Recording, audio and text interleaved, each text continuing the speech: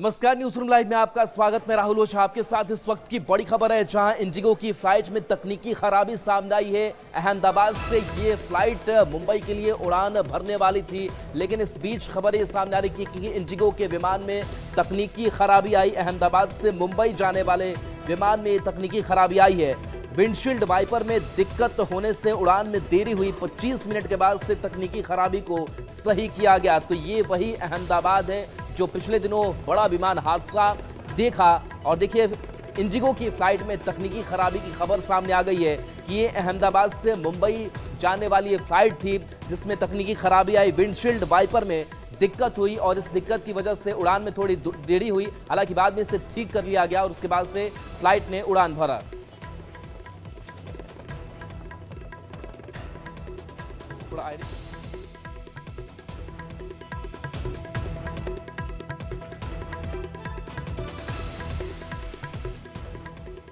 अब खबर अररिया से है, जहां पर फारबिसगंज में पुलिस की टीम पर हमला हुआ था। अब इस हमले का वीडियो सामने आ गया और वीडियो हैरान करने वाला है कि कैसे जब आरोपी को गिरफ्तार करने के लिए पुलिस पहुंचती है तो ग्रामीण उन पर हमला बोल देते हैं, जिसकी तस्वीर आप देख पा रहे हैं। ये तस्वीर देखिए, जानलेवा हमले का ये नया वीडियो सामने आया है, जिसमें साफ तौर पर देखा जा सकता है कि एक आरोपी को गिरफ्तार करने गई पुलिस टीम पर कैसे भीड़ ने हमला कर दिया। हालांकि इस दौरान पुलिस ने जान पर खेलकर आरोपी को गिरफ्तार कर लिया। दरअसल 3 दिन पहले फारबिसगंज के मेला ग्राउंड की जमीन को अतिक्रमण से मुक्त कराया गया था, जिससे आक्रोशित कुछ लोगों ने सड़क जाम कर दिया था। सड़क जाम करने के आरोपी मोहम्मद फिरोज को गिरफ्तार करने थानाध्यक्ष समेत 3 पुलिसकर्मी मौके पर पहुंचे थे।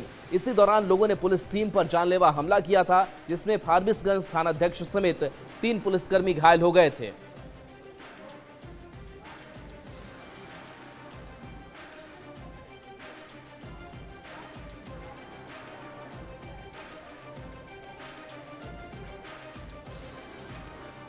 और इस बीच बड़ी खबर आरा से है, जहां पर 50 साल पुराने हनुमान मंदिर को तोड़ा गया है। खबर ये सामने आ रही, कुछ असामाजिक तत्वों ने जेसीबी के जरिए इस मंदिर में तोड़फोड़ मचाई है। तकरीबन 50 साल से ज्यादा पुराने हनुमान मंदिर को जेसीबी से असामाजिक तत्वों ने तोड़ दिया और मंदिर को गिरा दिया गया है।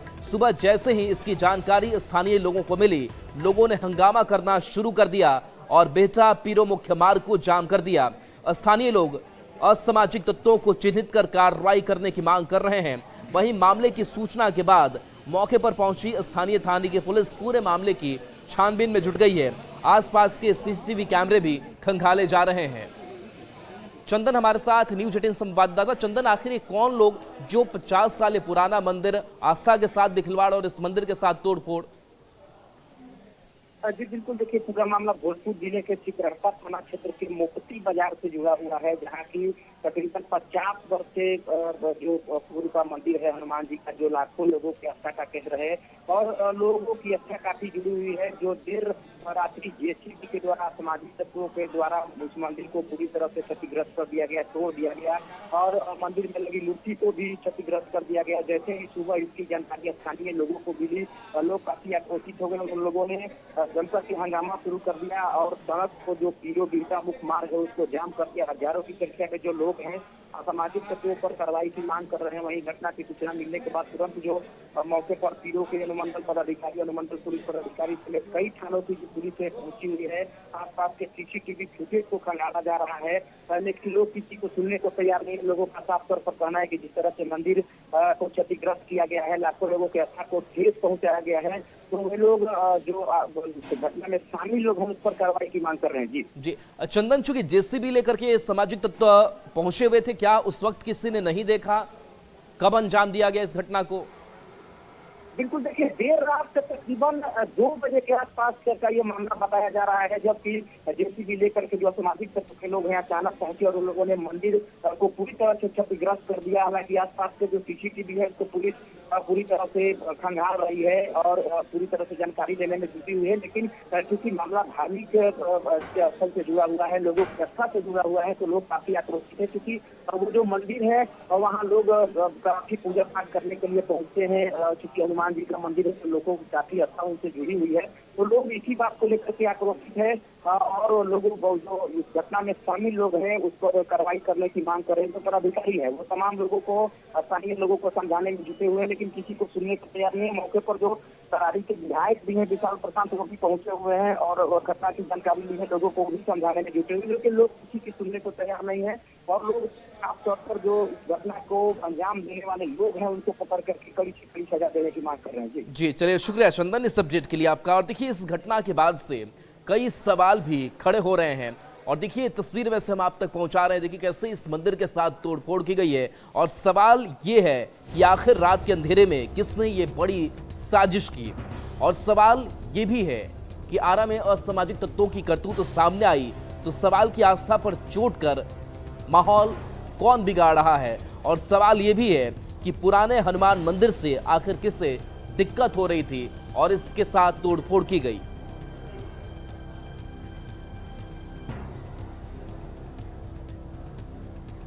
अब बात मौसम की करते हैं और देखिए भारी बारिश जो है वो अब परेशानी का सबब बनती हुई दिखाई दे रही है।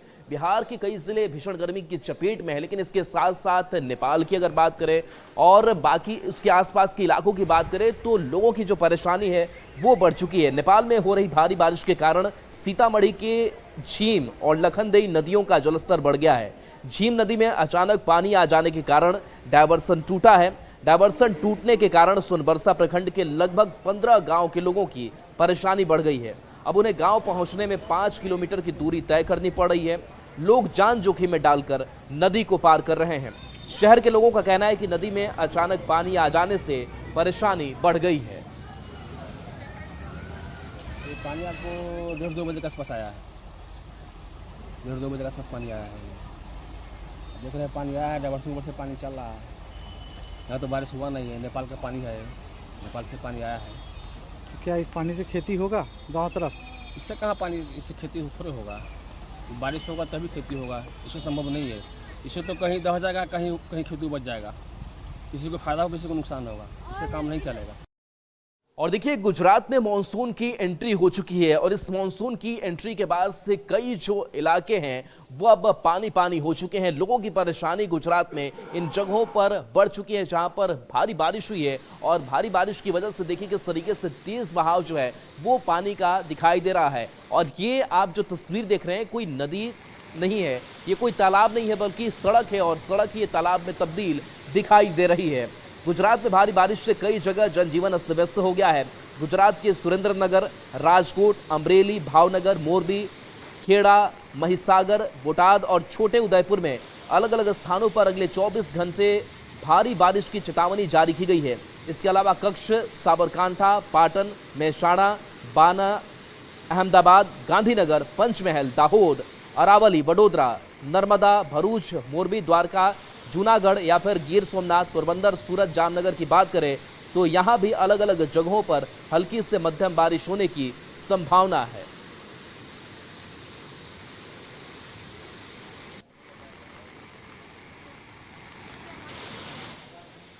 और इस बीच आपको अमरेली की तस्वीर दिखाते हैं और अमरेली की अगर बात करें तो यहां पर बाढ़ जैसे हालात है और चारों तरफ लबालब पानी भरा हुआ दिखाई दे रहा है। लोगों को अब भारी परेशानी का सामना इस बीच करना पड़ रहा है। बता दें कि अमरेली के सावरकुंडला में बाढ़ में एक स्कूली बस फंस गई जिसमें 5 लोगों को बचाया गया।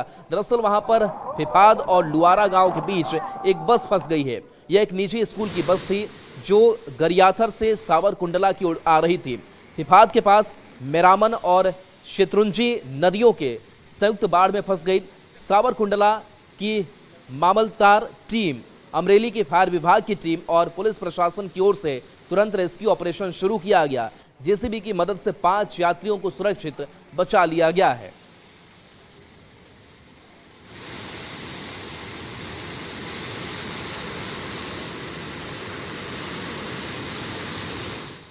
अब देखिए सीतामढ़ी में किस तरीके के हालात मौसम के वो बताते हैं। तो सीतामढ़ी भीषण तपिश से अब झेल रहा है। यहाँ के लोग काफी परेशान दिखाई दे रहे हैं और खास करके जब दिन चढ़ता है तो लोग तपती धूप से परेशान दिखाई देते हैं। छोटे बच्चों को, स्कूल जाने वाले बच्चों को खासा परेशानी होती है।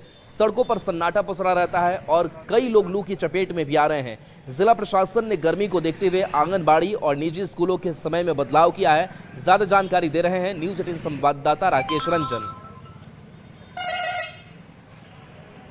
सीतामढ़ी जिले में भीषण गर्मी से आम जनजीवन बुरी तरीके से प्रभावित है। पारा 41 डिग्री को पार कर चुका है और सड़कों पर भीषण गर्मी की वजह से सन्नाटा पसरा हुआ है। सीतामढ़ी के जिला मुख्यालय डुमरा की यह तस्वीर है, जहां आम दिन यह सड़क पूरी तरीके से भीड़ भाड़ से भरा रहता था और जाम की स्थिति बनी रहती थी। वहां पर सड़कें अभी बिल्कुल सन्नाटा में तब्दील होकर रह गया है। इधर दूसरी ओर भीषण गर्मी को लेकर आम जनजीवन बुरी तरीके से प्रभावित है और सबसे ज्यादा परेशानी वैसे लोगों को हो रही है जो रोज मजदूरी करके अपने घर परिवार का भरण पोषण करते हैं। इधर दूसरी ओर सीतामढ़ी जिला प्रशासन के द्वारा भी भीषण गर्मी को लेकर नया आदेश जारी किया गया है, जिस आदेश के तहत आंगनबाड़ी केंद्रों को 9 बजे तक ही संचालित करने का निर्देश दिया गया है। इतना ही नहीं, निजी जो विद्यालय हैं उन विद्यालयों में 10 बजे तक ही पढ़ाई करने का निर्देश डीएम के द्वारा जारी किया गया है। तो तस्वीरों के जरिए आप देख सकते हैं भीषण गर्मी की वजह से आम जनजीवन बुरी तरीके से प्रभावित है और आसमान से मानो आग की बरसात हो रही है और लोग उसमें झुलसने को मजबूर है। राकेश रंजन, न्यूज 18 सीतामढ़ी। और देखिए, मुजफ्फरपुर की अगर बात करें तो मुजफ्फरपुर में मौसम का मिजाज बदला है। यहाँ पर आसमान में काले बादल हैं और इस वजह से थोड़ी लोगों को राहत मिल रही है, लेकिन इसके बावजूद भी उमस अभी भी बरकरार है। लेकिन तपती धूप से लोगों को राहत मिली। जहाँ देखिए तेज हवाएं चल रही है और ये तस्वीर आसमान में बादल दिखाई दे रहे हैं। मौसम का हाल बता रहे हैं न्यूज 18 संवाददाता प्रियांक सौरभ। बिहार में भीषण गर्मी पड़ रही थी। कई जिलों में तापमान 40 डिग्री से ऊपर तक पहुंच चुका था, जिससे लोग गर्मी से बेहाल थे और हीट वेव की स्थिति थी। ऐसे में अब मुजफ्फरपुर में भी मौसम का मिजाज बदला है। आसमान में आप तस्वीर देखिए किस तरीके से बादल जो है वह छाए हुए हैं और जिस तरीके से मौसम विभाग ने पहले ही अलर्ट जारी किया था कि बिहार के कई जिलों में बारिश होने वाली है, येलो अलर्ट जारी किया गया था। और अब मुजफ्फरपुर में आप देखेंगे, मुजफ्फरपुर में मौसम का मिजाज जो है वह बदल गया है। आसमान में बादल छाए हुए हैं, तेज हवा भी चल रही है, जिससे लोगों को भीषण गर्मी में काफी राहत मिली है। तो तापमान 40 डिग्री से ऊपर तक पहुंच चुका था। तेज धूप में सुबह 9 बजे के बाद से ही लोग निकल नहीं पा रहे थे, लेकिन फिलहाल की स्थिति जो है वह तस्वीर जो है वह बदल चुकी है। अब बारिश की संभावना जो है वह पहले से ही मौसम विभाग जता रही थी और अब आप मुजफ्फरपुर में जो है वह तस्वीर देखेंगे तो किस तरीके से मौसम का मिजाज बदला है। तो बिहार के कई जिलों में मौसम विभाग ने येलो अलर्ट जारी किया है कि बारिश होगी और अच्छी बारिश होगी, लेकिन जिस तरीके से बीते कुछ दिनों से तापमान बढ़ा था, लोग जो है बीमार भी पड़ने लगे थे और अब लोगों को राहत मिलने वाली है। तो मुजफ्फरपुर में मौसम का मिजाज बदला है, मौसम बेहद सुहावना हो चुका है और बारिश की संभावनाएं जताई जा रही है। आसमान में बादल छाए हुए हैं, तेज हवा चल रही है और इससे लोगों को गर्मी से राहत मिली है। मुजफ्फरपुर से न्यूज 18 के लिए प्रियांक सौरभ। और देखिए, राजा रघुवंशी हत्याकांड से जुड़ी बड़ी खबर है, जहां मेघालय पुलिस सीन रिक्रिएट करेगी और ये जानने की कोशिश करेगी कि किस तरीके से इस पूरी वारदात को अंजाम दिया गया होगा। सभी आरोपियों को लेकर के उस स्पॉट पर पहुंची है और सीन रिक्रिएशन किया जाएगा इस पूरी वारदात से जुड़ी हुई, जहां क्राइम सीन रिक्रिएट की जाएगी। मेघालय की डीजीपी ने बताया कि इस हाई प्रोफाइल मामले की गहन जांच के लिए क्राइम सीन रिक्रिएशन जरूरी है। उन्होंने कहा कि आरोपी राज और सोनम की से पूछताछ में जो जानकारी मिली है उससे वो संतुष्ट नहीं है। उन्होंने कहा कि मामले की जांच समय से पहले कर लिया जाएगा और जल्द ही आरोप पत्र भी दायर किया जाएगा। इसके साथ ही डीजीपी ने बताया कि आरोपियों की अतिरिक्त रिमांड की मांग की जा सकती है।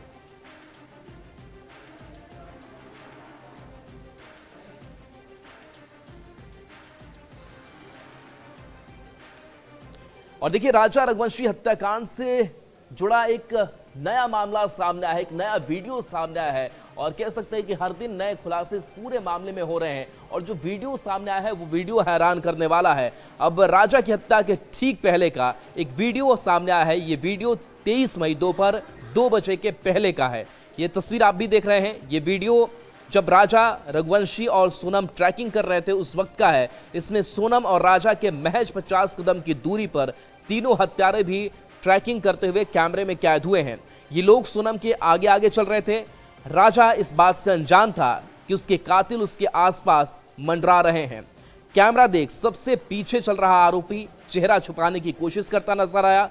हत्या के कुछ मिनटों के पहले का एक्सक्लूसिव ये वीडियो देखिए। ऐसा अनुमान लगाया जा रहा है कि वे राजा को उस जगह पर ले गए जहां उसकी हत्या कर दी गई।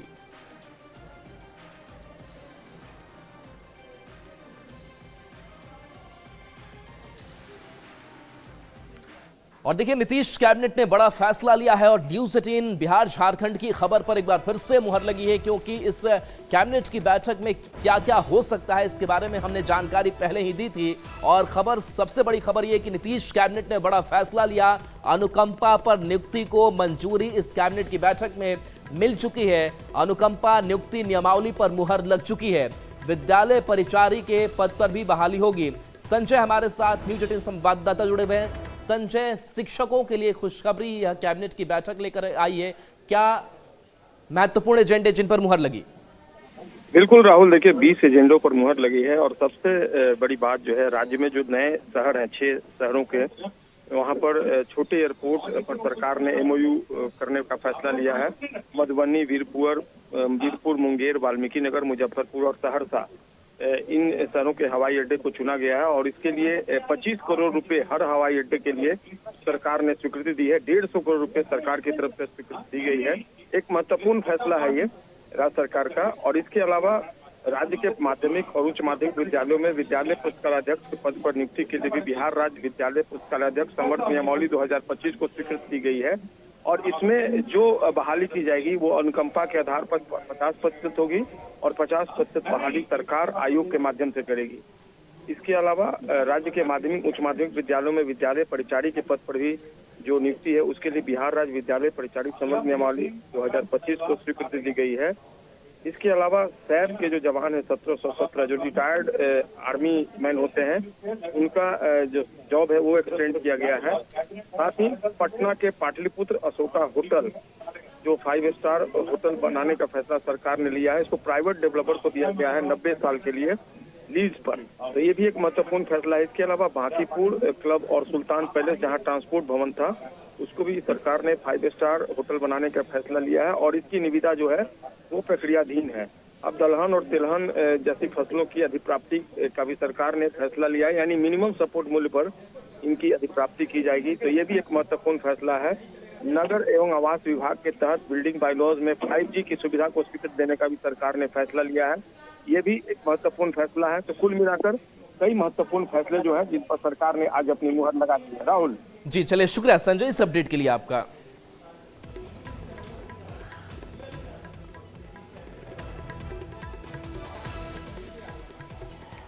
और देखिए, अमरनाथ यात्रा को लेकर के सरकार ने बड़ा फैसला लिया है। नो फ्लाइंग जोन घोषित किया गया, यानी कि हेलीकॉप्टर अब यहां से उड़ान नहीं भरेगी।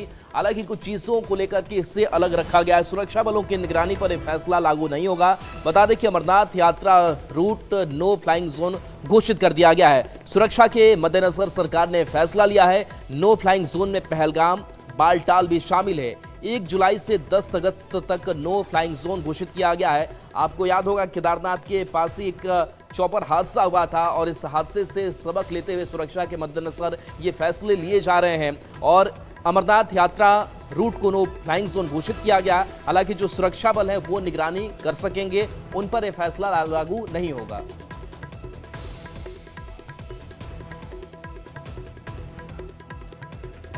और देखिए, गया जी से एक खबर है जहां एक गरीब परिवार की बेटी है, वो स्ट्रीट लाइट की रोशनी में अपनी पढ़ाई पूरी कर रही है। ये मामला काफी हैरान करने वाला है कि पढ़ाई की ललक देखिए, लेकिन क्या उस तक वो सुविधा नहीं पहुंच पा रही है। और इस बच्ची की तस्वीर आप देखिए, स्ट्रीट लाइट है और वहां पर इसके पास कॉपी किताब लेकर के ये पढ़ाई करने बैठी हुई है। मजदूर परिवार की बेटी स्नेहा 4वीं कक्षा की छात्रा है और स्ट्रीट लाइट में पढ़ाई करने का ये वीडियो अब तेजी से वायरल हो रहा है। मानपुर प्रखंड के छोटकी भेड़िया गांव के महादलित टोला की बच्ची स्नेहा सरकारी स्कूल में पढ़ती है। पहले उसे शाम के बाद पढ़ने में काफ़ी दिक्कत होती थी, लेकिन बिजली की स्थिति सुधरने के बाद अब गांव रोशन है और स्ट्रीट लाइट की स्थिति भी काफ़ी सुधरी है। ऐसे में स्नेहा को अब स्ट्रीट लाइट में भी अपना भविष्य उज्जवल दिखाई दे रहा है। ज़रूरत है कि इसको और भी जो बुनियादी सुविधाएं हैं वो मुहैया कराए जाए, ताकि ये पढ़कर जो सपना इसने देखा है इस सपने को वो पूरा कर सके।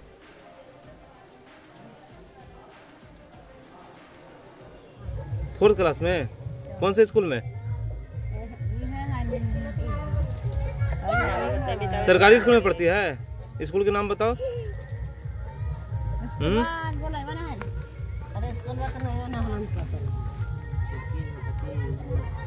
और पापा का नाम कुछ है? महेश। और देखिए, कटिहार के सदर अस्पताल में बड़ा गड़बड़झाला हो रहा है और ये गड़बड़झाला जो रिपोर्ट तैयार की जा रही है, मेडिकल रिपोर्ट, उसमें हो रहा है। और बताया जा रहा है कि रिपोर्ट जो है वो कैसे बदल दिए जा रहे हैं और कौन कौन से लोग इसमें शामिल है, इस पर बड़ा सवाल खड़ा हो रहा है।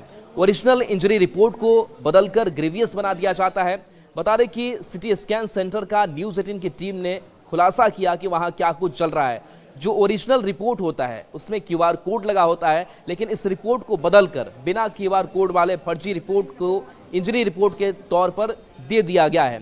ज्यादा जानकारी दे रहे हैं न्यूज़ 18 संवाददाता सुब्रत। कटिहार सदर अस्पताल से सीटी स्कैन के फर्जी रिपोर्ट का एक बड़ा रैकेट चल रहा है, लेकिन अभी हम लोग PPP मोड में जो कल्पना सिटी स्कैन सदर अस्पताल परिसर में चल रहा है उसी स्कैन सेंटर में है, जहां से दीपाली जी का ये रिपोर्ट निर्गत हुआ था। ये वही रिपोर्ट है, ये ओरिजिनल रिपोर्ट है जो इस सिटी स्कैन सेंटर से रिलीज हुआ था। लेकिन आप देख सकते हैं जो ये ओरिजिनल सिटी स्कैन है उस पर इस तरह का स्कैनर लगा हुआ था। ये रिपोर्ट दिया गया, उस पर ये स्कैनर नहीं था। अब बात कर लेते हैं कैसे ये रिपोर्ट बना है। और आपको भी मालूम चला होगा फर्जी रिपोर्ट का स्कैन, क्या मालूम चला इस बारे में? हमें CS सर में बुलाया गया कि दोनों रिपोर्ट उनके पास थे, जो फर्जी रिपोर्ट था और QR कोड वाले। तो हमें पूछा कि ये रिपोर्ट असली आपका कौन सा रिपोर्ट है। हमने बताया जिसमें बार कोड लगा हुआ है, QR कोड लगा, वो मेरा असली रिपोर्ट है। जिसमें QR कोड नहीं लगा हुआ वो फर्जी रिपोर्ट है। देखिए, ये कटिहार का वही सिटी स्कैन सेंटर है जहां के रिपोर्ट को बदलकर फर्जी रिपोर्ट के सारे इंजरी को ग्रीवियस बनाया गया। निश्चित तौर पर कटिहार सदर अस्पताल से जुड़ा ये बड़ा मामला है और इस मामले पर फिलहाल सदर अस्पताल के जो विभागीय स्तर पर जांच चल रहा है और आगे इसको लेकर बहुत बड़ा खुलासा हो सकता है। सुब्रत, न्यूज़ 18 कटिहार। पटना के तत्कालीन SSP अवकाश कुमार के विदाई समारोह के दौरान का एक वीडियो तेजी से वायरल हो रहा है, जिसमें वो अलग अंदाज में दिखाई दे रहे हैं और इस विदाई समारोह के दौरान वो एक गाना गाते हुए भी दिख रहे हैं। इस वीडियो में अवकाश कुमार दिल को छू लेने वाले किशोर कुमार का एक गाना गुनगुनाते दिखे। अवकाश कुमार अपने गाने के दौरान अपने दिल की भावना को अपने सहकर्मियों के बीच रखते दिखाई दिए।